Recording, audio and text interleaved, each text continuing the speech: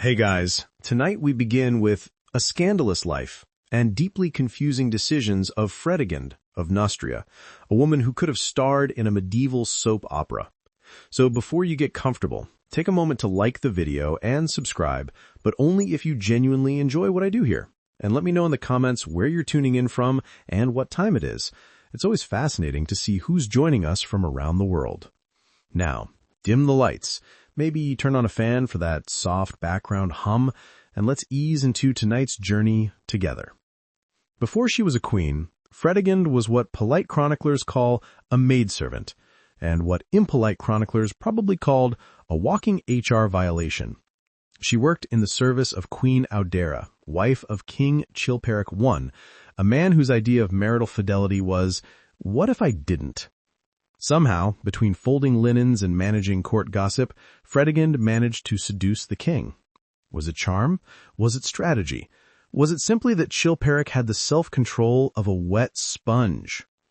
We may never know, but what we do know is that shortly after Fredegund appeared, Audera disappeared. Literally. She was forced into a convent, which in the 6th century was one robe short of a prison sentence. Fredegund took her place in the royal bed and soon enough, the royal throne. It was a meteoric rise from broom closet to palace suite, and in classic Fredegund fashion, it involved as little mercy as possible. This wasn't a romantic tale of a servant girl finding true love. This was Game of Thrones meets House of Gucci, but with more fleas. Fredegund wasn't just ambitious, she was surgical. Every obstacle between her and power was eliminated, quietly, efficiently, and sometimes with poison. Even other wives didn't stand a chance. When Chilperic later married a Visigothic princess named Galswind, yes, that was her real name, no vowels were harmed, she was soon found dead, strangled in her own bed, allegedly by someone who definitely wasn't Fredegund, but might have worn her perfume. By this point, Fredegund had become more than just a royal consort. She was the architect of her own rise, a woman playing chess while everyone else was still poking at the board with spoons. You'd think after marrying into the Merovingian dynasty and eliminating her royal competition, Fredegund might take a break, maybe enjoy some embroidery or mild tax reform? But no. Fredegund saw peace the way a cat sees a glass on the edge of a table, a challenge. Enter Galswind, the poor Visigoth princess who thought she was marrying into royalty, only to realize too late she'd actually joined an underground murder club with matching crowns. Galswinder was queen number, well, it doesn't really matter. What matters is she made the rookie mistake of asking for dignity and loyalty in her marriage. Chilperic was confused by both terms. When Galster expressed her displeasure at Fredegund, still lurking around like an ex who didn't understand boundaries, she was found dead. Strangled in bed. The kind of tragic accident that tends to happen when your rival used to be a servant and still remembers how to slip poison into your linen spray. Chroniclers at the time didn't directly point fingers because they enjoyed living, but they did raise some medieval eyebrows, which is impressive considering most of them had lice and quills for pens.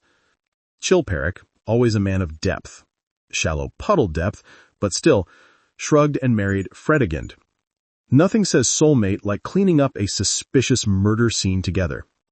To the outside world, this looked like a messy royal scandal. To Fredegund, it was Thursday. And let's not forget the bigger picture here. Fredegund wasn't just removing obstacles. She was consolidating power. Every woman who died, every rival who vanished, was one less person threatening her son's inheritance or her own grip on court politics. She played long games. And by long, we mean blood-soaked. The court of Neustria had more intrigue than a soap opera written by Machiavelli on a bender. And Chilperic, he didn't mind. Maybe because he genuinely didn't notice, or maybe because he assumed women just died when they complained too much. Hard to say. 6th century kings were not exactly known for their pattern recognition. Brunhild was not the sort to let things go, especially not strangled sisters, poisoned marriages, or Fredegund's smug little face. She married Chilperic's brother, King Sigebert of Austrasia, and proceeded to launch one of the pettiest, bloodiest rivalries in early medieval history. Think Real Housewives of the Merovingian court, but with more assassinations and fewer hair extensions. Fredegund naturally responded like any rational person would. She sent hired thugs to murder Sigebert. Not just once, multiple times. Eventually one of them succeeded. Sigebert was stabbed to death during a negotiation, which in 6th century Gaul translated to political compromise. With Sigebert dead, Fredegund seized power in Neustria, but Brunhild was far from defeated. She ruled on behalf of her son and began a decades-long vendetta against Fredegund that would turn northern France into a giant muddy chessboard. The two women waged war like it was a full-time job. Assassins, betrayals, bribed nobles, secret lovers, rogue bishops. If it could cause chaos, they used it. And through it all, Fredegund sharpened her daggers, whispered orders in dark corridors, and occasionally poisoned people just to stay in shape. What made this uniquely unhinged was its longevity. These weren't one-off crimes of passion. This was institutionalized spite. Two queens controlling rival kingdoms, systematically dismantling each other's lives, reputations, and heirs. And yet, both somehow managed to convince everyone they were the victims. Fredegund would accuse Brunhild of everything from murder to sorcery, while Brunhild accused Fredegund of, well, murder and sorcery. For once, they were kind of right. If you ever feel your family is dysfunctional, just remember Fredegund and Brunhild turned an entire generation of Merovingian politics into a revenge saga so complex, even the monks chronicling it had to pause and ask, wait, who's dead this week? So, Fredegund became queen. But did she rest? No. Did she rule wisely and foster peace? Also no. Instead, she took one look at her royal court, saw her late husband's surviving children, her stepsons, and thought, you know what would really spice things up? Now, history is murky here because chroniclers weren't exactly writing with 4K clarity, but rumors abound. Whispered suggestions that Fredegund didn't just tolerate her stepsons. She favored them, biblically. And not in the bake them cookies kind of way. More like have them assassinated unless they flirt back sort of way. You know, typical stepmom things. Fredegund's relationship with her stepsons blurred every boundary you'd want to keep unblurred in a royal household. Some accounts suggest she tried to seduce at least one of them. Others imply more. Of course, in Merovingian politics, seduction was often just another weapon in the royal toolkit, somewhere between poison and bribes. This was a woman who viewed incestuous overtones not as a red flag, but as a political strategy. And if things got complicated, that's what daggers were for. One poor stepson, Clovis, was found dead under mysterious circumstances. Another, Maravish, made the mistake of defying her. He ended up tonsured and locked in a monastery, the medieval equivalent of being ghosted and shipped to Siberia. Fredegund wasn't the warm and nurturing type. She was the type to tuck you in at night and then frame you for treason by morning. Her maternal instincts were, let's say, weaponized. Now, let's be fair, Fredegund didn't invent the chaos. She just embraced it with the enthusiasm of a bored cat discovering a full shelf of breakable things. The Merovingians were already a mess. She just added poison, daggers, and questionable family dinners into the mix. She ruled her court like a spider, always weaving, always waiting, always one scandal away from another mysterious disappearance. And the worst part? She was just getting started. Now, ruling a kingdom in the 6th century was already a logistical nightmare. Roads full of bandits, crops that failed just for fun, and nobles with loyalty as stable as a goat on stilts. But try doing it while juggling a royal family, where every second person is either a cousin or a sworn enemy, and occasionally both. Fredegund, ever the multitasker, found herself in a delicate situation. Her husband, King Chilperic, was dead. Finally, said most of his surviving relatives. That left their young son, Clothar, as heir to the throne. Just one problem. Fredegund had more enemies than allies, and her son was barely old enough to hold a sword, let alone swing it. So, naturally, Fredegund did what any protective mother would do. She crushed rebellions, bribed officials, and casually murdered anyone who looked at her child sideways. Standard parenting.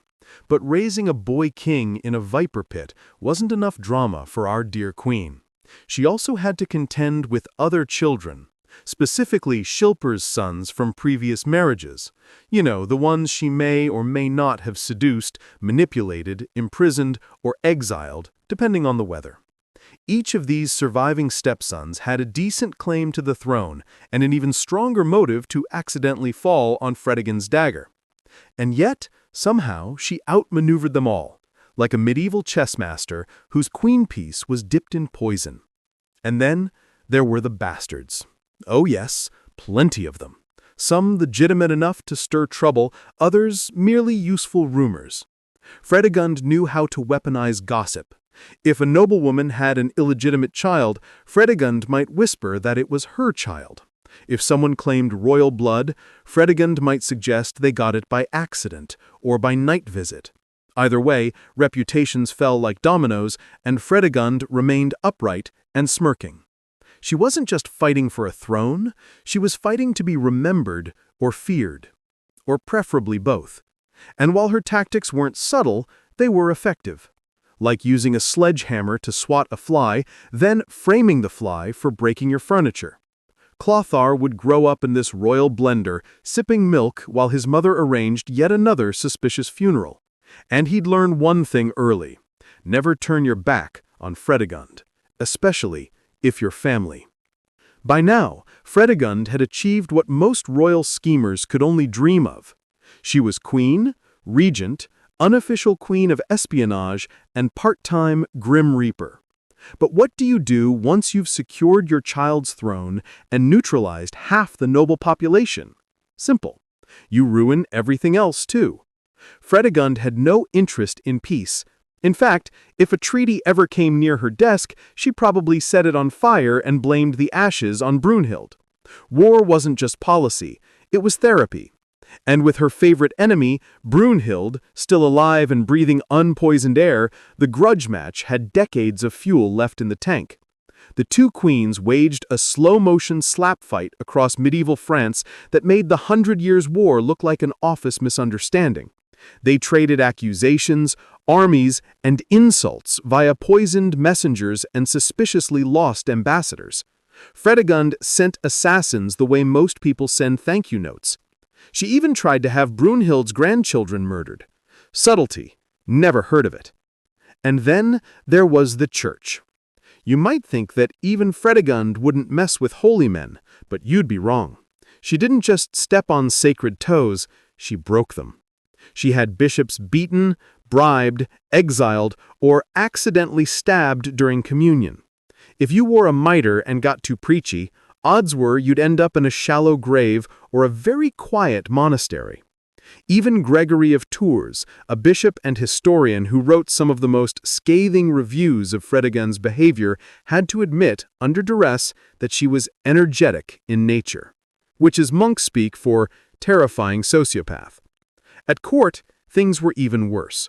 Fredegund ran the palace like a paranoid game of musical chairs. Nobles were constantly disappearing, staff were too scared to whisper, and the only people getting promoted were the ones with excellent stabbing technique and no surviving family. She ruled through fear, fire, and creative murder. But make no mistake, it worked. Despite everything, the seductions, the vendettas, the graveyard of enemies, she held power for decades. In an era when queens were expected to smile, bear sons, and politely die young, Fredegund made sure she outlived the polite ones. She wasn't just a scandal, she was an era. If you're wondering whether Fredegund ever mellowed with age, the answer is a resounding absolutely not. She didn't soften, she fermented. And, like any vintage bottle of royal venom, she only got more potent over time. Poison, for example, became her go-to diplomatic tool. While others were sending flowers and sealing peace with marriages, Fredegund was stirring arsenic into goblets and calling it hospitality. If you got an invitation to dine with her, you'd be wise to bring your own food taster and possibly your own stomach. There are tales, possibly exaggerated, but honestly, would you bet against them, that she kept a whole cabinet of poisons, not for decoration, for experimentation? Belladonna, hemlock, wolfsbane. Fredegund was less queen and more Gothic apothecary with a revenge king. And she didn't reserve her talents for nobles or enemies. Servants, courtiers, and the occasional clergy member all found themselves mysteriously ill after incurring her displeasure. One unfortunate woman was reportedly killed simply for gossiping about the queen's past, which, let's face it, was begging to be gossiped about.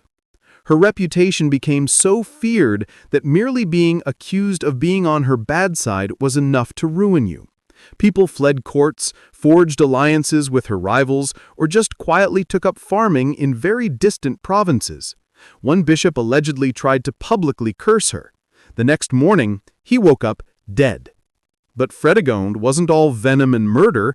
Occasionally, she tried more subtle tactics like lying, bribing, and forging royal documents, the gentler medieval crimes.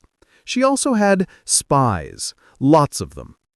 If you dropped a critical comment in the bathhouse, it would somehow end up in a royal edict 3 days later with your name spelled very correctly. It's hard to overstate how thoroughly Fredegund mastered the art of fear. She made Machiavelli look like a motivational speaker. Her enemies were many, her friends few, and mostly terrified. But the most astonishing thing, she was still alive. In a world where murder was a favorite pastime and royal women were conveniently removed, Fredegund survived everything thrown at her, including the consequences of her own terrible decisions. By this point in Fredegund's story, one might ask, did Fredegund ever run out of people to kill? The answer, charmingly, is no. Much like a medieval hydra with impeccable aim, for every rival she eliminated, 2 more popped up, usually with better armor and worse attitudes. Take the church, for example. Fredegund had a complicated relationship with the clergy, meaning she alternated between bribing them and statting them depending on the mood. One poor soul, Praeticiatus, Bishop of Rouen, made the fatal mistake of trying to remind the queen that murder was technically frowned upon in Christian doctrine. Big mistake. Fredegund had him arrested, tortured, and exiled. When he returned years later, older, wiser, and slightly singed, she welcomed him back with open arms and a dagger. The bishop collapsed mid-sermon, and rumors quickly swirled that his communion wine had tasted oddly metallic. No one dared to say her name, but the fact that the organist fled the city that night was a bit of a giveaway. Fredegund's brand of justice wasn't blind, it just didn't bother with trials. And then there were her diplomatic negotiations. Diplomatic here meaning she sent gifts laced with poison and followed up with an assassin just in case. To Fredegund, every gift basket was a potential murder weapon. Imagine trying to thank her for a holiday goose while checking it for hemlock. Merry Christmas! Now check your spleen. Foreign ambassadors either left her court in terror or didn't leave at all. Some were never seen again. One envoy, after a particularly tense visit, allegedly converted to monastic life and refused to speak above a whisper for the rest of his days. Even her own allies weren't safe. If you were too powerful, too ambitious, or too attractive in candlelight, Fredegund saw you as a liability.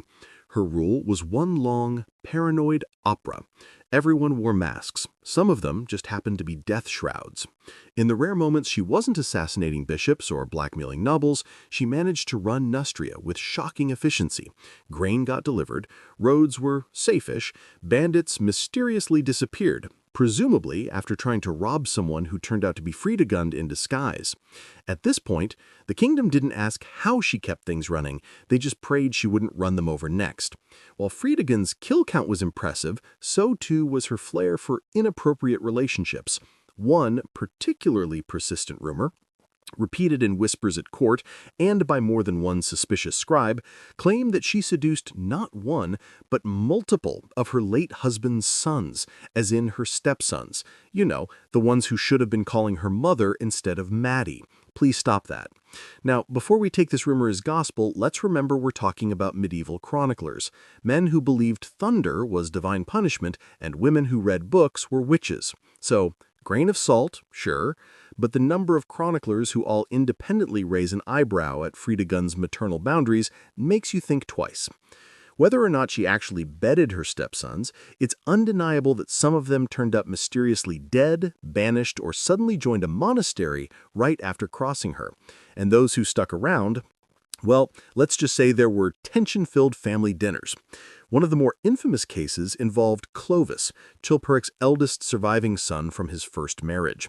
He was a natural heir, well-liked, and not coincidentally dead within months of Fredegund securing her position. Cause of death? Unclear. The medieval version of he slipped on a sword several times. Another stepson, Meravit, actually tried to rebel, perhaps suspecting that accidental poisoning was next on his calendar. Fredegund dealt with that the way she always did: manipulation, imprisonment, and maybe a bit of seduction. Again, historians argue, but if your entire royal family starts dying and everyone's writing about your weirdly close relationship with your husband's kids, you don't get the benefit of the doubt. Regardless of whether Fredegund's taste in men skewed dangerously close to family, the rumors stuck. And in medieval politics, sometimes a rumor was more powerful than a fact. She weaponized her own reputation, letting fear do the heavy lifting. She was either the most misunderstood queen in Frankish history or the most unapologetically scandalous. Spoiler, it wasn't the first one. If there was one person who could match Fredegund blow for blow in cunning, spite, and sheer creative villainy, it was her lifelong nemesis, Brunhilde of Australasia. Think of them as the medieval equivalent of an unstoppable force meeting a slightly more unhinged, immovable object. Brunhilde was everything Fredegund wasn't: noble-born, educated, and genuinely classy, in that reads Latin for fun kind of way. Fredegund, meanwhile, had climbed to the top by sheer audacity, violence, and a firm belief that poison solved most problems. You could say their beef was personal, mainly because Fredegund had murdered Brunhilde's sister. Yes, it's hard to come back from that at family reunions. Brunhilde, widow of King Sigebert, never forgave Fredegund for killing her sister Gulswinther, who had been married to Fredegund's husband before being strangled with the royal bedsheets, an exit that somehow feels too polite for Fredegund. And in true medieval fashion, this grudge blossomed into decades of political sabotage, assassination attempts, and open warfare. If your royal drama doesn't include a murder that leads to two kingdoms waging war for years, is it really worth writing down? Fredegund and Brunhilde didn't just hate each other, they studied each other. Fredegund sabotaged Brunhilde's marriage alliances, orchestrated murders of her allies, and even sent one of her infamous gift baskets across the border. Spoiler, it wasn't fruit.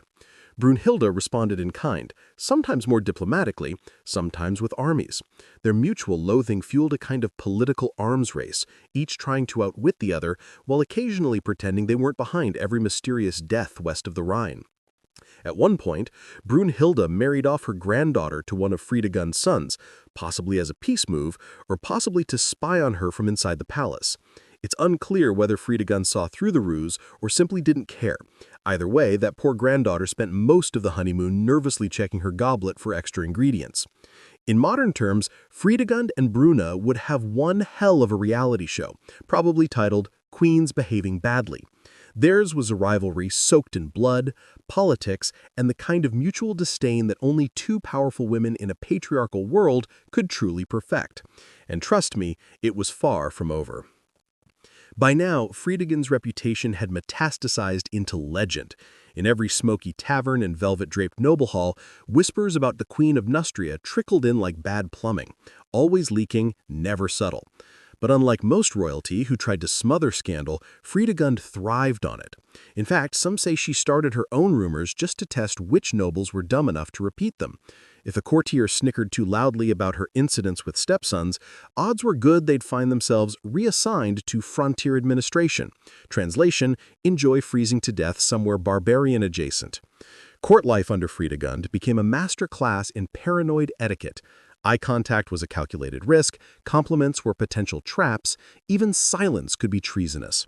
If you didn't laugh at her jokes, she assumed you were plotting a coup, and not laughing at Fredegund's jokes was, in fairness, the most dangerous game. To cope, nobles developed elaborate survival strategies. Some turned deeply religious, hoping piety would keep them off her hit list. Others tried over-the-top flattery. "Your Majesty, your dagger work is simply exquisite today." But most just gossiped behind fans and wine goblets, passing rumors like hot potatoes and praying Fredegund never caught the scent.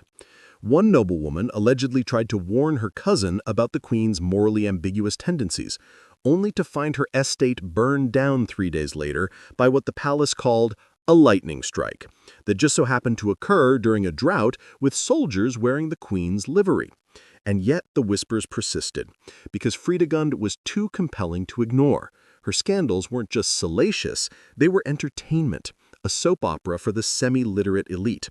She blurred the line between monster and monarch, and no one could look away.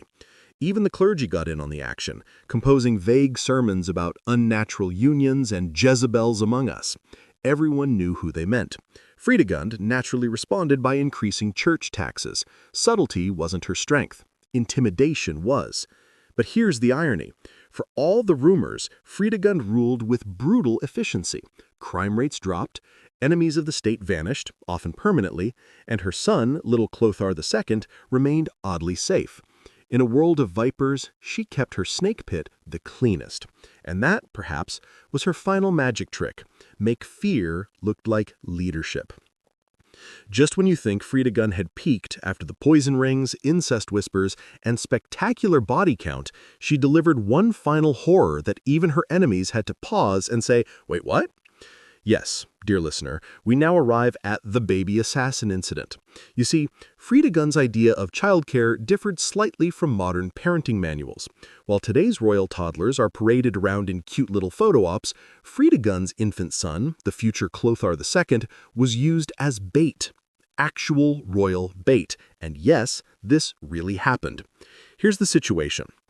One of Fredegund's political rivals, a noble named Bishop Prestitus, had somehow survived her earlier attempts to quietly retire him from existence. Fredegund, never one to leave a grudge half-finished, hatched a plan that would make even Machiavelli raise a concerned eyebrow. She waited until a solemn church ceremony, the kind with candles, incense, and a heavy sense of guilt in the air. Then she placed her infant son, the future king, into the arms of the bishop. Symbolic, right? A touching gesture of trust. Wrong. Because in that exact moment, she had an assassin stab the bishop. Yes, she orchestrated an attempted murder during a baptismal ceremony and used her own baby as a human diversion. As distractions go, it's a bold one.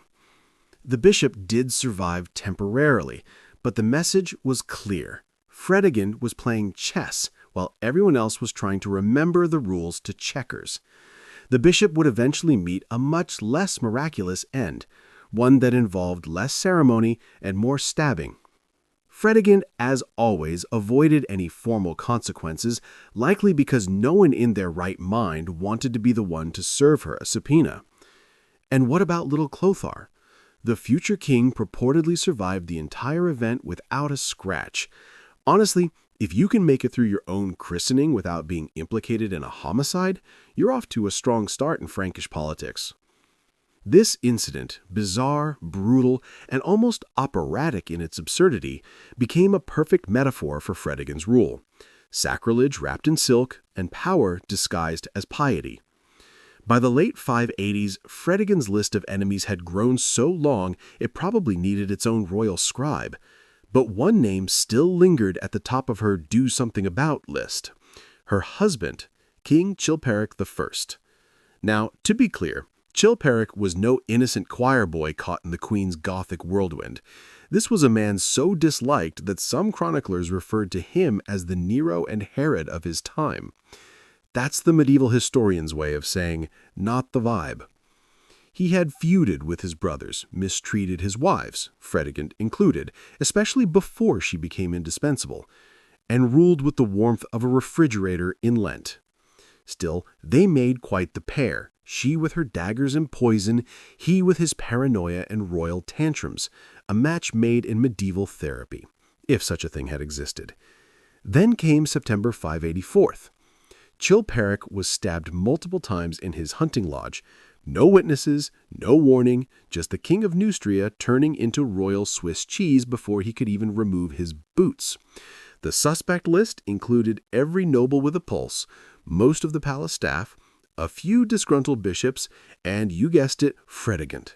But here's where it gets juicy. Fredegund was with him that day, and unlike the usual string of dead husbands, servants, or stepsons who accidentally tripped into daggers, she somehow survived the assassination attempt untouched. Convenient, yes. Coincidental? Please. Some claimed she orchestrated it all, that she'd grown tired of sharing power, or simply preferred ruling alone with a glass of wine and fewer interruptions. Others argued Chilperic had just made too many enemies, and Fredegund merely benefited from excellent timing, regardless of who wielded the knife. She didn't waste time mourning.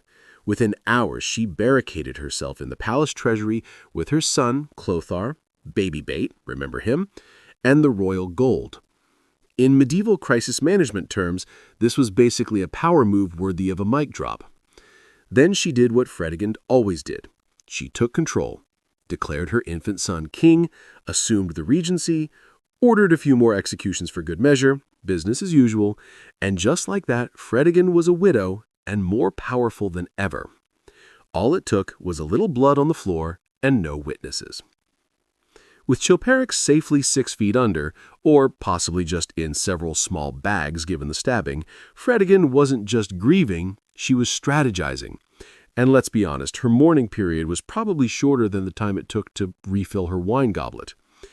Now the sole regent of Neustria, Fredegund had one job: keep her son Clothar II alive long enough to inherit the throne. A reasonable task for most mothers. But in Frankish royal politics, that meant surviving assassination attempts, coups, betrayals, and at least 3 bishops muttering curses under their breath. So what did Fredegund do? She turned into a one-woman state apparatus. First, she ramped up surveillance in the court. Spies were everywhere. The man serving your wine? Spy. The woman lighting your candles? Spy. The chicken on your plate? Spy. Probably. No one trusted anyone, and somehow Fredegund knew everything. Second, she purged, and we mean purged, the nobility. If you had once spoken to someone who might have considered siding with Austrasia, the rival kingdom, there was a decent chance you'd soon be exiled, arrested, or end up falling ill after a suspiciously specific pastry. Her poisoner allegedly kept a menu. But it wasn't all murder and mistrust. Fredegund also played a long diplomatic game. She negotiated temporary truces, pretended to be pious when it suited her, and even sent out lavish bribes disguised as gifts. Frankish diplomacy often looked a lot like mafia protection rackets with better tableware. Meanwhile, her stepsons, some of whom had mysteriously died young, were no longer a problem.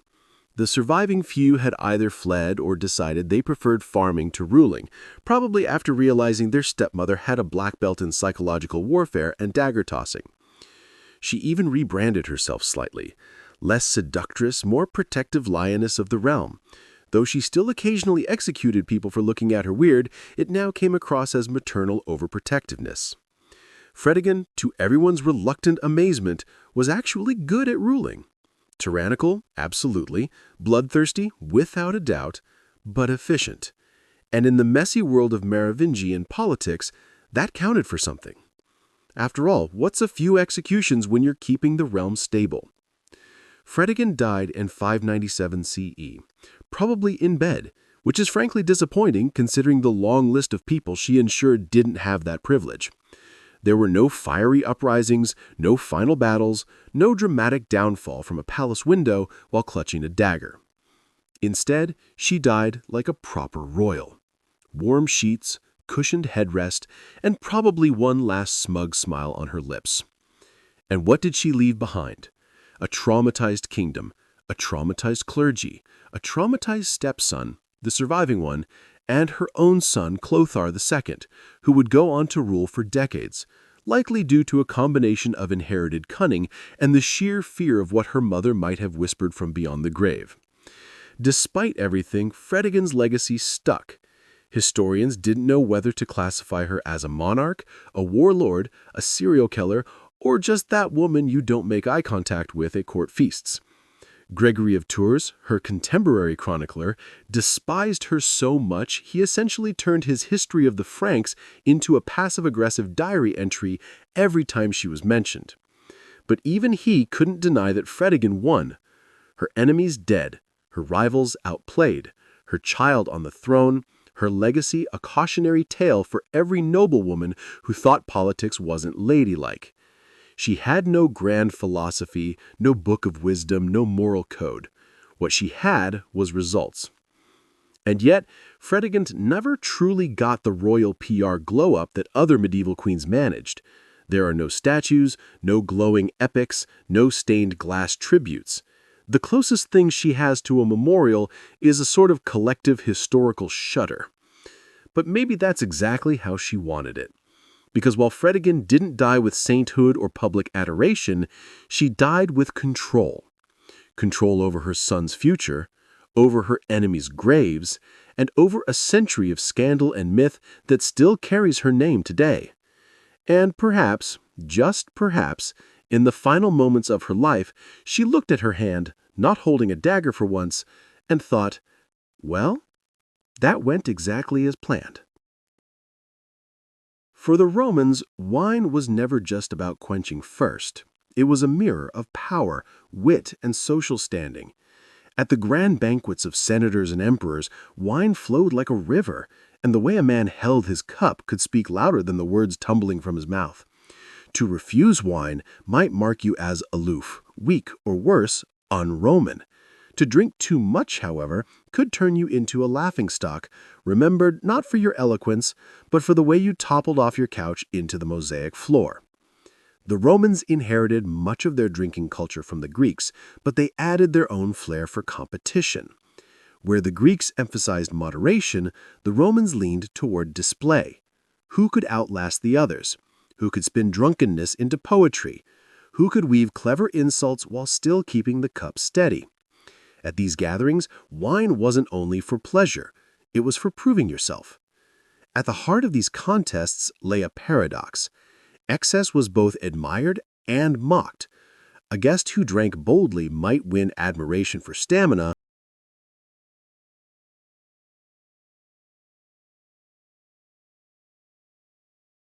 yet the same display could ruin his reputation if he crossed the line into foolishness. Roman writers delighted in telling cautionary tales of senators whose tongues loosened too far, betraying secrets after one cup too many, or of poets whose verses slipped from brilliant to slurred nonsense as the night wore on. But wine itself was also manipulated. Hosts watered it down to control the pace, or served it strong to test their guests' endurance. Drinking wasn't random. It was structured, almost ritualistic. Dice, poetry duels, even improvised games of wit turned the cup into a stage prop. To survive these contests with dignity required more than a strong liver. It demanded social intelligence, sharp humor, and the ability to play the part of the cultured Roman while the wine clouded your senses. So when Romans gathered at a convivium, a drinking feast, it wasn't simply for merriment. It was a battlefield of words and wit, where the stakes were reputations, alliances, and legacies, and the weapon everyone carried was the same, a cup of wine raised high under the watchful gaze of friends and rivals alike. If wine was the weapon, dice were the ammunition. The Romans adored gambling, and when alcohol was involved, the stakes became even more unpredictable. At banquets, dice games, often played with small ivory cubes called tali or alaya, were the perfect fuel for laughter, rivalry, and humiliation. A good throw could win you the admiration of the table. A bad one, however, might strip you of your dignity as quickly as it emptied your purse. One of the most popular games was the Alia, where players cast dice into a bowl and wagered on results. Unlike modern dice, Roman tali had 4 marked sides, each carrying its own value. The most coveted throw was called the Venus, a roll where all 4 dice landed on different numbers. It symbolized luck, beauty, and divine favor, a perfect excuse to raise your cup and demand another round of wine from your fellow players. At the other end was the dreaded dog throw, a miserable result that invited laughter, jeers, and sometimes a penalty sip, or an entire drained cup. But gambling was not just about luck. Strategy and bluffing played their part, especially once the wine began to loosen tongues. Some Romans prided themselves on their ability to read opponents, while others relied on sheer bravado, swearing that Fortuna, the goddess of chance, was on their side. Inevitably, the losers ended up red-faced, not only from the wine, but from the ridicule heaped upon them. The atmosphere during these contests could turn intense. Coins, jewelry, or even favors were staked recklessly as the night deepened. A senator might wager a fortune for the thrill of besting his rival in front of the entire room. For soldiers, dice games became a rougher version of camaraderie, a way to test one another's grit under the haze of alcohol. Yet the dice table was dangerous territory. A man too consumed by gambling risked being labeled weak or dishonorable. Writers like Cicero warned against the addiction of dice, mocking those who squandered reputations over a game. Still, at drinking feasts, fortune's rattle was irresistible. With each throw, guests laughed, cursed, or demanded another pour of wine, turning chance into both entertainment and ruin. For the Romans, drinking was not just about staggering bravado or gambling away a fortune. It was also about sharpening the tongue. At convivium banquets, once the wine began to flow and inhibitions faded, the contests of wit began. Poetry duels were among the most celebrated of these games, transforming the dining couch into a battlefield where words, not swords, were the chosen weapon.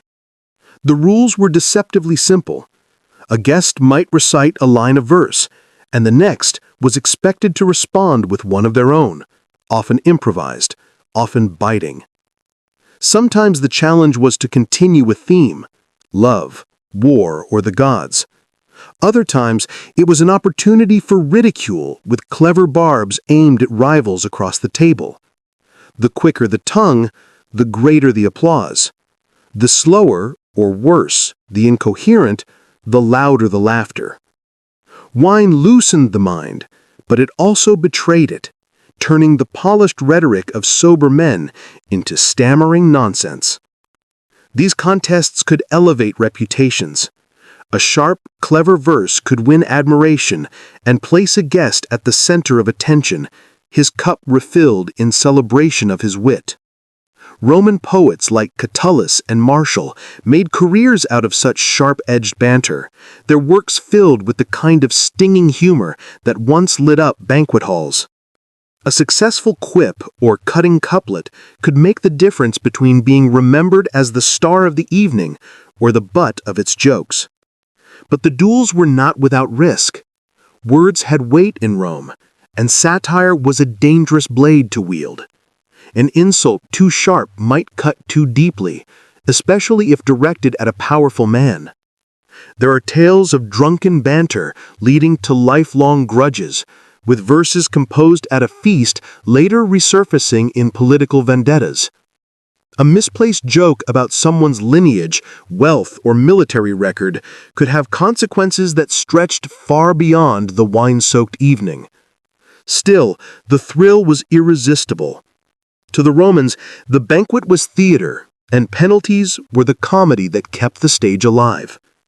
Thus, every game was more than a contest of skill. It was a gamble with dignity. In Rome, losing wasn't just defeat. It was entertainment. A Roman banquet was never only about the food or the wine. It was about spectacle. Just as victories in war were crowned with laurel wreaths, victories at the table demanded their own honors. During drinking games, winners were often awarded garlands or crowns made of ivy, roses, or myrtle, their fragrant loops perched crookedly on sweat-dampened foreheads. To wear such a crown was a mark of triumph, a playful echo of the triumphal processions that paraded generals through Rome's streets. Yet these crowns carried symbolic weight. Ivy was sacred to Bacchus, the god of wine, so a victor garlanded in ivy seemed touched by the god himself, chosen to revel without limit. Roses, by contrast, whispered of secrecy. The famous phrase, sub rosa, under the rose, signified that what happened at the feast was not to be spoken of beyond it. In this way, the crown was not just an ornament, but a declaration. Here, within these walls, excess was sanctioned. The rituals didn't end with crowning. Winners were often toasted in rounds of song, with the rest of the company raising cups in their honor. In some games, the victor was given the privilege of commanding others, choosing the next opponent, assigning penalties, or even demanding that rivals drink until they collapsed. A clever man could use this role to elevate himself, binding allies and humiliating enemies, all under the guise of a game. The loser's role, meanwhile, was a mirror opposite. While the crowned victor basked in applause, the loser was expected to accept his fate with grace or risk ridicule for lacking Roman gravitas. Some banquets even turned the ritual into farce, crowning the most pitiful drunkard as the king of fools, a parody of triumph that mocked weakness rather than celebrating strength.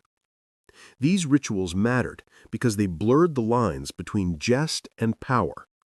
At the convivium, the crown of roses or ivy might last only until dawn, but the memory of who wore it lingered.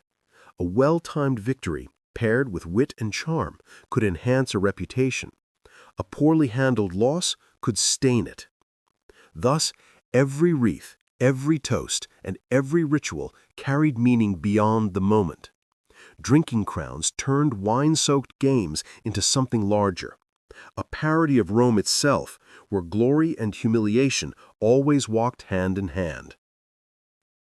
No Roman drinking feast was ever silent. Alongside the clinking of cups and the rattle of dice came the pulse of music. Flute players, lyre, drummers, and singers were hired to accompany the banquets, their melodies weaving through the smoke and chatter. Yet music was rarely background noise. It was part of the game itself. A clever host might challenge his guests to improvise verses to the tune, or force a loser to take up an instrument and perform, often badly, while the room howled with laughter. Mockery was as essential as the wine. Romans delighted in using performance as punishment, and nothing deflated a man's dignity faster than being forced to sing off-key or stumble through a bawdy dance. The line between entertainment and humiliation blurred constantly. A senator who delivered fiery speeches in the forum by day might find himself jeered at night as he attempted to croak out a drinking song in a drunken slur. The very contrast was the point. Wine stripped away the armor of public persona, exposing even Rome's elite as ridiculous mortals. Sometimes the mockery was more direct. Guests exchanged insults, weaving them into rhymes or chants, while musicians punctuated each blow with playful notes. These contests of verbal abuse, called actio convivialis, banquet jokes, were considered a test of wit. To be quick with a sharp barb earned applause. To falter invited derision. Roman poets later preserved fragments of this tradition where insults about gluttony, cowardice, or scandalous love affairs became the sharpest weapons of the feast. But the mockery had a double edge. A joke too pointed could sting long after the laughter had faded. Romans understood the power of words. And while the convivium encouraged freedom, it also risked igniting grudges. More than one rivalry in Roman politics began not in the Senate, but in a drunken hall with a cutting line delivered over the rim of a cup. Yet the mayhem was irresistible. Music, laughter, and insult turned the convivium into a theater where masks were stripped away, and everyone, no matter how noble, risked looking foolish. The very chaos was the charm. In these nights of revelry, Rome's hierarchy bent, if only briefly, under the weight of wine, song, and mockery. If dice and poetry tested wit, and mockery tested pride, then endurance contests tested the body itself. At Roman banquets, one of the most brutal games was simply who could drink the most. Cups were refilled relentlessly, and the guests who prided themselves on strength treated the wine bowl like a battlefield. To falter, to vomit, collapse, or beg for water was to admit defeat in front of an audience that valued toughness almost as much as eloquence. These contests often began innocently, with toasts and songs, but they quickly spiraled into competitions of survival. One goblet led to another, then another, until even the strongest gladiator-like guest staggered. Ancient writers describe participants who drank until they could no longer stand, their attendants forced to drag them away from the couches. Some hosts even measured the volume consumed, crowning champions who emptied the most amphorae. Victory, however, was bitter. More than one Roman fell ill or died from the sheer excess of such nights. Yet endurance was admired. In a culture that revered conquest and stamina, outdrinking others was seen as a mark of virility. To drain a colossal mixing bowl, to stay upright when rivals collapsed, these were feats whispered about long after the lamps were extinguished.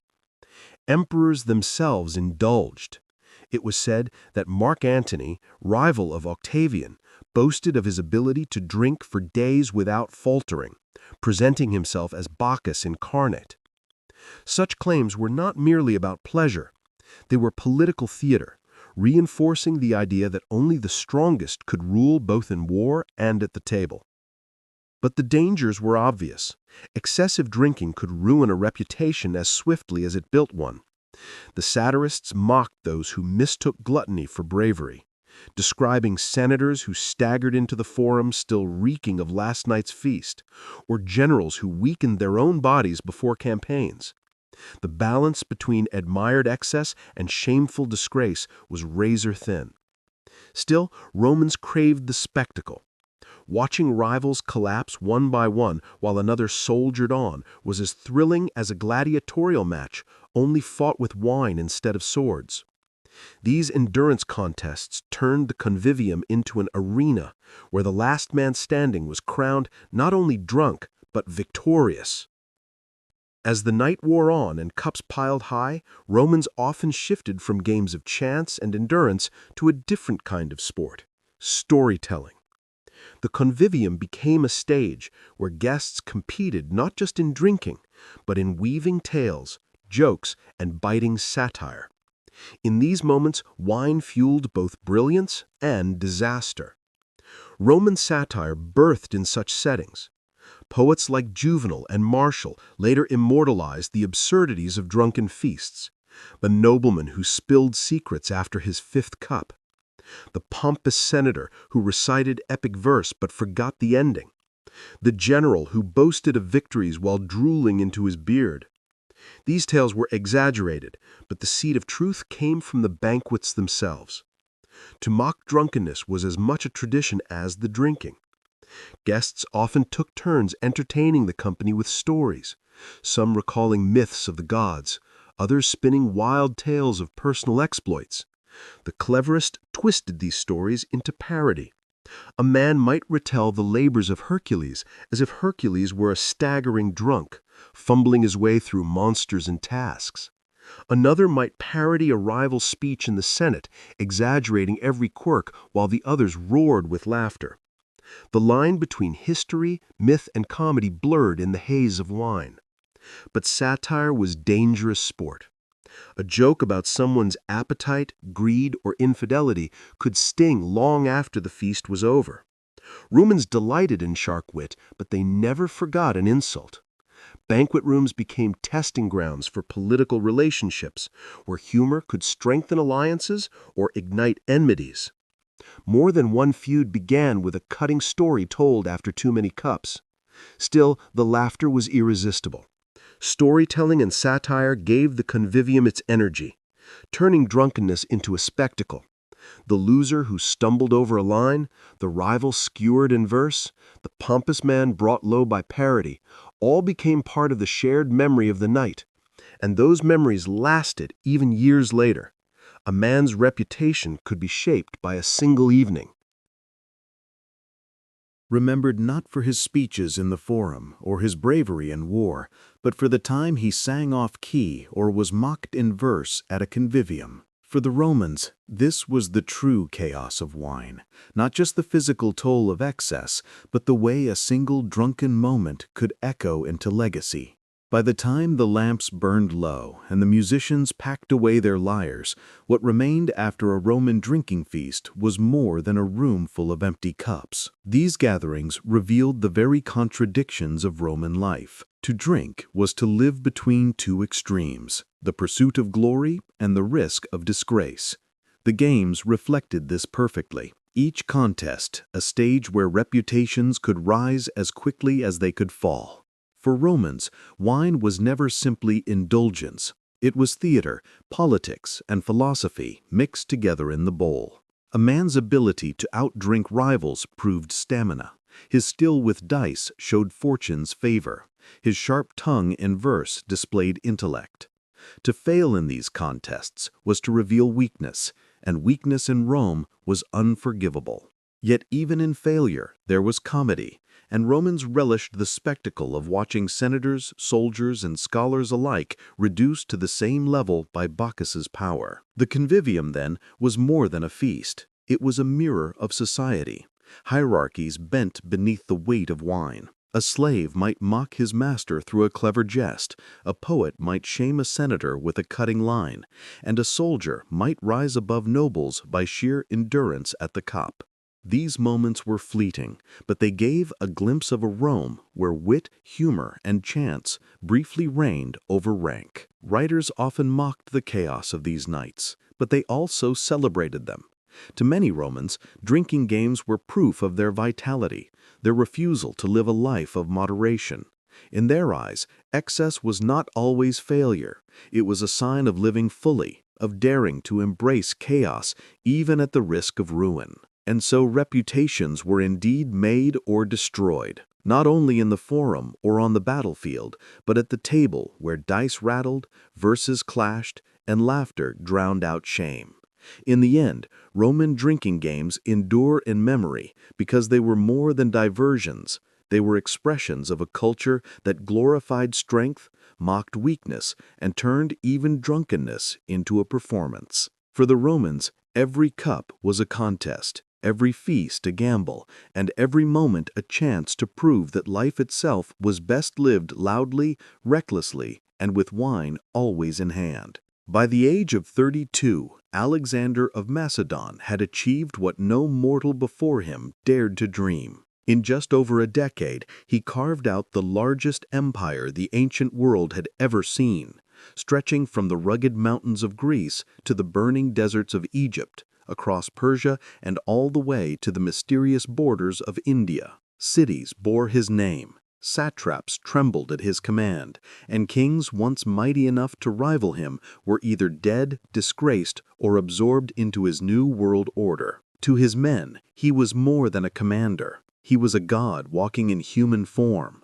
Yet behind the bronze armor and the legends whispered in every marketplace of Babylon, Alexander was still a man, flesh, blood, and bone, and more vulnerable than anyone around him realized. When he returned to Babylon in 323 BCE, the conqueror was weary. The campaigns had pushed him to the limits of endurance, miles of forced marches, endless battles, sleepless nights of planning sieges, and the heavy burden of ruling an empire that spanned cultures, languages, and religions. Even for a man whose ambition burned like fire, there were cracks beginning to show. His body bore the scars of wounds never fully healed. His mind, sharpened by strategy, now wrestled with paranoia, grief, and exhaustion. Still, Babylon welcomed him as a king destined for eternity. Banquets overflowed with wine. Musicians filled the night with song, and the great palaces glowed with torches as if the city itself bowed to its new master. Yet in the midst of this celebration of conquest, whispers grew louder. Alexander was not invincible. Some murmured about strange fevers ravaging the marshlands near the Euphrates. Others spoke of plots, assassins, and poisons hidden in golden cups. Alexander himself dismissed the omens. He had always trusted in his star. The divine destiny his mother, Olympias, claimed was written for him since birth. But destiny, no matter how bright, can flicker. His empire stood at the height of its glory, his armies undefeated, his enemies shattered. And yet within weeks, this same city of Babylon would witness the fall of the man they called great. The palace of Nebuchadnezzar had never seen such revelry. Alexander, fresh from his Indian campaigns, had returned to Babylon like a victorious god. The great halls blazed with light from countless oil lamps, their smoke curling into the night sky as music and laughter spilled into the courtyards. Golden goblets brimmed with wine, and tables sagged under the weight of roasted meats, honeyed pastries, and fruits imported from the farthest corners of the empire. To his generals and companions, it was more than a feast. It was a proclamation. Alexander's star was still ascending, and Babylon was to be the heart of a new world empire. Yet amid the splendor, there were shadows. The Macedonian elite, hardened veterans of a dozen campaigns, drank deep, but whispered still deeper. Many had grown restless with endless wars. Some wanted to return home, to see the hills of Macedon again. Others feared Alexander's growing vision of unity between Greeks and Persians, a vision that unsettled those who still believed themselves as conquerors, not equals. Alexander himself moved through the feast like a flame, brilliant but unpredictable. His moods shifted with the wine, at times affectionate, draping arms around comrades and boasting of future conquests, Arabia perhaps, even the western seas. At other times he brooded, eyes flashing with suspicion at those who muttered too long in corners. Memories of past conspiracies haunted him. The murder of Polymnion, the execution of Philotas, the brutal death of Clitus the Black, once his closest friend, slain by Alexander's own spear in a drunken rage that night in Babylon. Some said he drank more than ever before. One story tells that he pledged a colossal offering to the gods, draining a cup of unmixed wine in their honor before collapsing in agony. Others whispered that an enemy's hand had slipped poison into the chalice. Whether by chance, fate, or betrayal, what began as a night of triumph would end as the first step toward tragedy. For within days, Alexander would be struck by a mysterious sickness that no physician, priest, or sacrifice could heal. And in the silence of his chamber, as fever gripped his body, the great conqueror who had stormed through Asia began a battle he could not win. The days after the banquet began with little concern. Alexander had always been reckless with drink and excess. A hangover, his companions thought, nothing more. But as the sun rose over the shimmering walls of Babylon, the king who had once ridden across deserts without water and marched through monsoon rains now lay in his chamber, unable to rise. His skin burned with fever, sweat pouring from his body, while a gnarling pain spread through his stomach like fire. Physicians were summoned at once, men trained in both Greek medicine and Persian remedies, but their cures were as varied as they were desperate. Some prescribed cooling baths and herbal tonics. Others called for sacrifices to the gods. Every treatment failed. Every morning his generals expected him to appear, to shake off his illness and command them as always. Each morning their expectations crumbled further. Rumors spread quickly through the palace corridors. Poison, some whispered. Surely the cup he had drained at the feast had been tainted. Who had dared such a crime? Antipater, the regent of Macedon, long mistrusted by Alexander. Perhaps one of the generals, weary of his endless wars, or even within his own circle, men like Cassander, who had every reason to resent the king's harsh treatment. The possibility haunted them, for if Alexander could be murdered, then none of them were safe. Others believed the sickness was divine punishment. Had Alexander not claimed descent from Zeus himself? Had he not demanded proskynesis, the bow reserved for gods, from his subjects? Perhaps hubris had finally drawn down the wrath of Olympus. Even the Babylonians muttered that their omens had foreseen calamity. The walls of the city had crumbled during his arrival, a dire sign ignored in the flush of victory. Alexander, weakened but not broken, clung to his vision. From his sickbed, he spoke of future campaigns, ordering maps and plans for the conquest of Arabia. His eyes still burned with that unrelenting ambition, even as his body betrayed him. To those who stood beside him, it was unthinkable that death could claim him. He was Alexander, world conqueror, god king, the man who had never lost a battle. And yet, as his fever worsened, a quiet dread settled over Babylon. The sense that, for the first time, the great was facing an enemy he could not overcome. As the fever tightened its grip, Alexander was forced to abandon the halls of power for the confines of his bed. The man who once led cavalry charges at the head of his army now struggled to lift his own head from the pillow. Babylon, a city that had welcomed him with trumpets and garlands, fell eerily silent as the news spread. Their king was dying. The palaces that had echoed with laughter during the feast now murmured with hushed prayers and anxious speculation. His generals, men like Ptolemy, Seleucus, and Perdiccas, kept vigil at his side, their faces carved with worry, but their minds racing with thoughts they dared not speak. If Alexander fell, who would rule the empire? No heir had been named.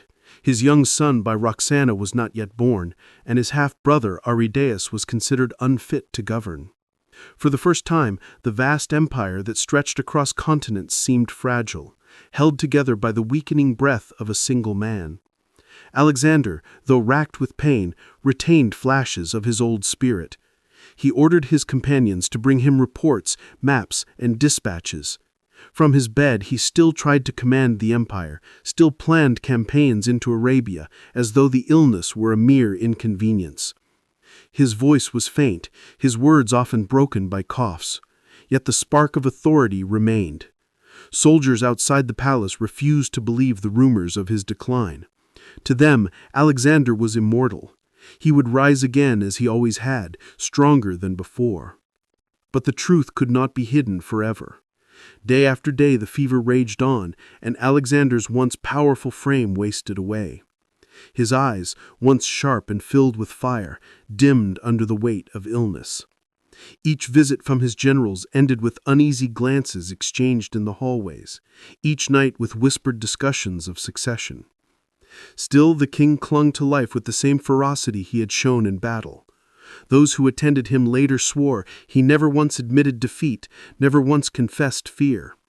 But in the silence of the palace, when his moans echoed through the marble halls, the empire itself seemed to tremble. For everyone knew that if Alexander fell, chaos would follow. As Alexander's condition worsened, Babylon became a city of rumors.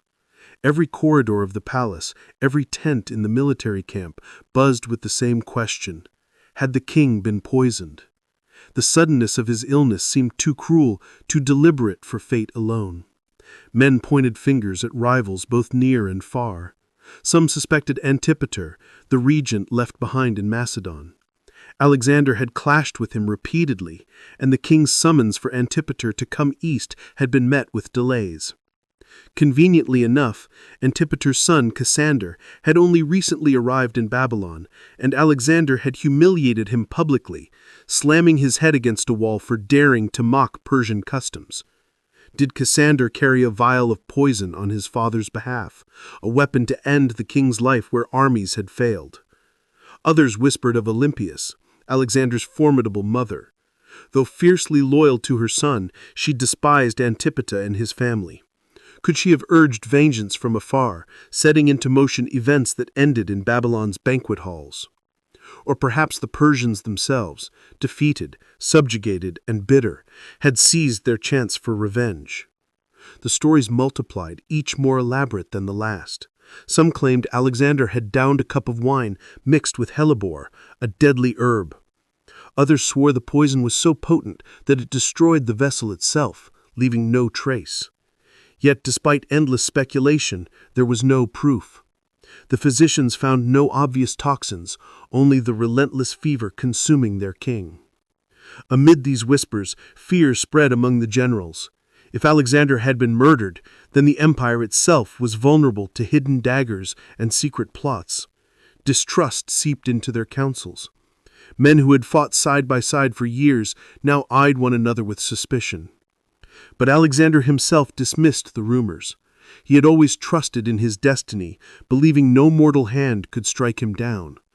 When asked if he thought he had been poisoned, he is said to have shaken his head faintly and whispered, "No man has the power to take my life, only the gods."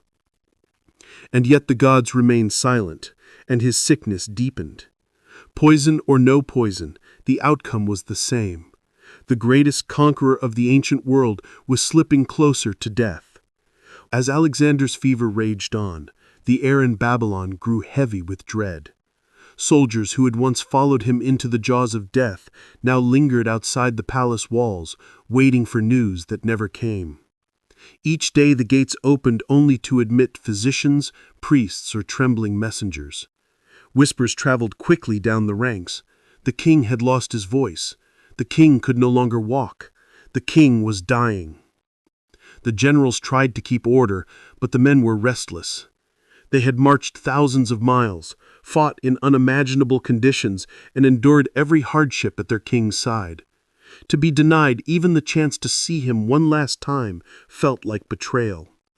Rumors of mutiny stirred among the ranks. Some demanded that, if their king truly lived, he should show himself. If not, then they had a right to look upon his face before he left the world forever. Inside the palace, the atmosphere was no less tense. Alexander lay motionless, his body wasting away. He could no longer stand, and his words came only in broken whispers. Yet his will remained unbroken.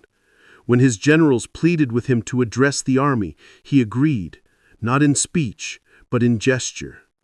Carried on a litter, Alexander was borne through the palace gates into the courtyard where his soldiers had gathered.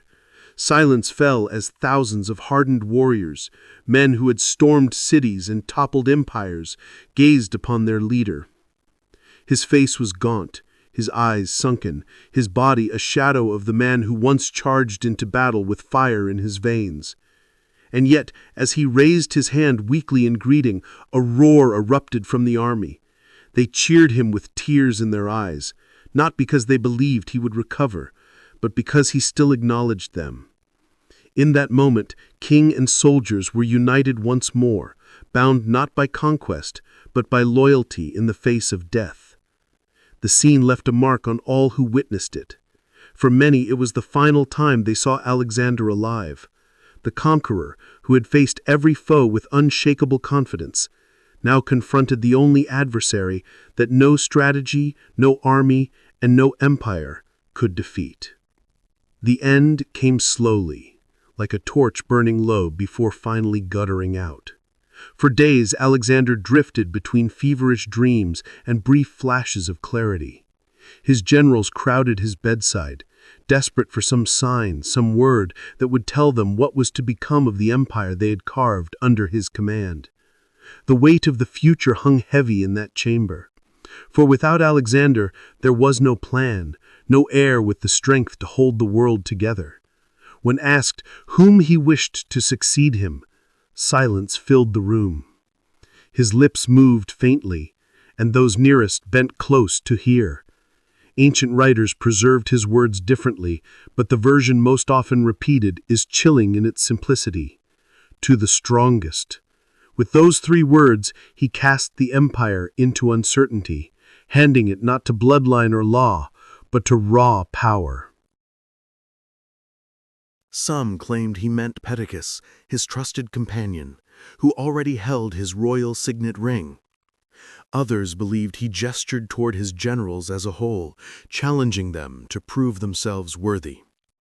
Still others argued that he said Craterus, the name of a loyal general absent from Babylon at the time. But ambiguity was the point. Alexander had lived by strength, his own will, his own ambition. And so in death, he left the same brutal principle to govern his empire. The chamber fell into chaos.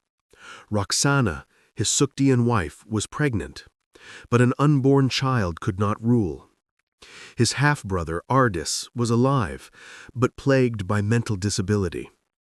The generals looked at one another with a mixture of dread and calculation, each man silently weighing whether he might be the strongest. Outside the palace, the soldiers still refused to believe their king was dying.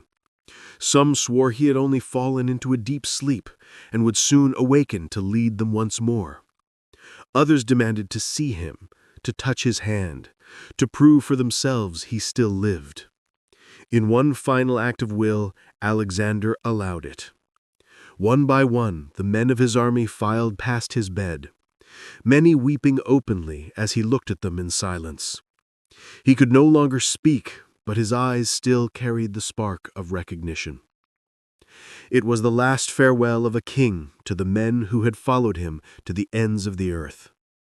Soon after, his breath faltered, and the torch finally went out. When the final breath left Alexander's body, the silence in the palace was unbearable. For a moment, time itself seemed to halt. Men who had faced death without flinching on countless battlefields now stood paralyzed, unable to accept what their eyes saw. The greatest conqueror in history, dead at 32. No assassin's blade, no enemy's spear, only a fever that consumed him slowly, cruelly, and left the world unprepared for what followed. News spread quickly through Babylon. Soldiers wept openly, tearing their garments, beating their chests in mourning. Others refused to believe it. Some claimed he was only sleeping, struck down by a divine trance, and that he would rise again. The air was thick with grief, but beneath it a darker current stirred, fear. For the empire, vast as it was, had no master. The generals gathered immediately, their faces grim. Perdiccas held Alexander's signet ring, but that did not grant him an empire. Ptolemy, Seleucus, Antigonus, Lysimachus, each had ambitions, each had followers, and none were willing to bow easily to another. Arguments erupted in the council chamber. Some urged recognition of Ardys, Alexander's half-brother, though his mental state made him unfit to rule. Others pushed for Roxana's unborn child, to be named heir. But what protection could an infant possibly have against hungry warlords? Meanwhile, the soldiers demanded clarity. They had marched behind Alexander, not for his generals. Without him, would they still fight? Would they return home? Or would they rally behind whichever commander could offer the spoils of conquest? Babylon, once the shining jewel of the empire, now trembled on the edge of civil war. The funeral itself was delayed, as the generals quarreled even over how his body should be honored. Some wanted him buried in Aegae, the royal tombs of Macedon. Others argued for Babylon, the seat of his new empire. Still others whispered that Egypt, with its aura of divinity, would be a fitting resting place. This dispute was more than just about reverence. It was about power. Whoever controlled Alexander's body controlled his memory, and whoever controlled his memory could claim his legacy. Thus, even before his body was laid to rest, the seeds of conflict had been sown. Alexander's final gift to his empire was not peace or unity, but chaos. a chaos that would soon explode into the wars of the Diadochi. Alexander's death in Babylon did not end his story. It ignited it. Within hours, the empire he had forged with blood and brilliance began to splinter. The generals who had once sworn loyalty to him now eyed each other as rivals, their ambitions unchecked without his commanding presence. What followed became known as the Wars of the Diadochi, the Wars of the Successors, a brutal struggle that would tear apart the world he had built. Perdiccas attempted to hold the empire together, ruling in the name of Roxana's unborn son, Alexander IV, and the feeble Ardys. But unity proved impossible. Ptolemy seized Egypt, turning it into a kingdom that would endure for centuries. Seleucus carved out a vast realm in Asia. Antigonus and Lysimachus fought for dominance in Macedonia and Greece. The dream of a single empire stretching from the Aegean to the Indus died with its creator. And yet Alexander's shadow never lifted. Cities bearing his name, Alexandria above all, flourished as centers of learning, trade, and culture. Greek language and thought spread across the conquered lands, blending with Persian, Egyptian, and Indian traditions to create a new world, the Hellenistic age. His campaigns had been brutal, but they left behind a legacy of cultural fusion that shaped history for centuries. His mystery of his death only deepened his legend. Was it poison, fever, or exhaustion that felled him? Historians still argue, each theory adding to the aura of the man who seemed too great to die an ordinary death. His final words, to the strongest, echoed like a curse, condemning his successors to endless conflict. Whether they were truly spoken or later invented, they captured the essence of his life, a world ruled by might, ambition, and daring. To his soldiers, he had been a god in human form. To his enemies, a storm from the west that could not be stopped. To history, he became simply Alexander the Great, a man who conquered the world but could not conquer time. His body may have been buried in silence, but his name resounded across ages, inspiring emperors, generals, and dreamers. At 32, Alexander left the world not with peace, but with fire. An empire shattered, a legend eternal. In the summer of AD 80, the city of Rome prepared for a spectacle unlike anything the empire had ever seen. Rising at the heart of the city stood the newest jewel of Flavian power, the Colosseum, a vast amphitheater of stone and concrete that seemed to scrape the heavens. Where once had sprawled the artificial lake of Nero's decadent Golden House, there now stood a monument not to one man's vanity, but to the Roman people. The emperor, Titus, son of Vespasian, had promised the amphitheater would belong to the citizens of Rome, and now he intended to prove it with a celebration of unparalleled scale. 100 days of games were proclaimed, 100 days of combat, feasting, theater, and blood. To Romans, the announcement was more than generous. It was breathtaking. Rarely in the history of the empire had such largesse been offered, and at its center was the Colosseum itself, an amphitheater of stone and concrete that capable of seating over 50,000 spectators. Built with tiered seating that reflected Rome's rigid social hierarchy, the amphitheater allowed every Roman, from senators in marble seats to the poor squeezed in at the top, to witness the same spectacle, united under the gaze of their emperor. The timing was deliberate. Titus had ascended to the throne in the shadow of disaster, a fire that ravaged Rome, a plague that decimated its citizens, and the eruption of Vesuvius that buried Pompeii and Herculaneum. His reign began under an ill omen, and whispers of discontent spread through the city. These inaugural games were not merely entertainment. They were political performance, a way to win back loyalty through generosity and awe. By opening the Colosseum with grandeur, Titus sought to transform calamity into triumph. The city buzzed with anticipation. Merchants prepared their stalls. Animals were herded into holding pens. Gladiators sharpened their blades. And engineers readied the mechanisms that would astonish the crowds. Families spoke of little else. Children boasting about the monsters they expected to see. Veterans dreaming of naval battles staged on the arena floor.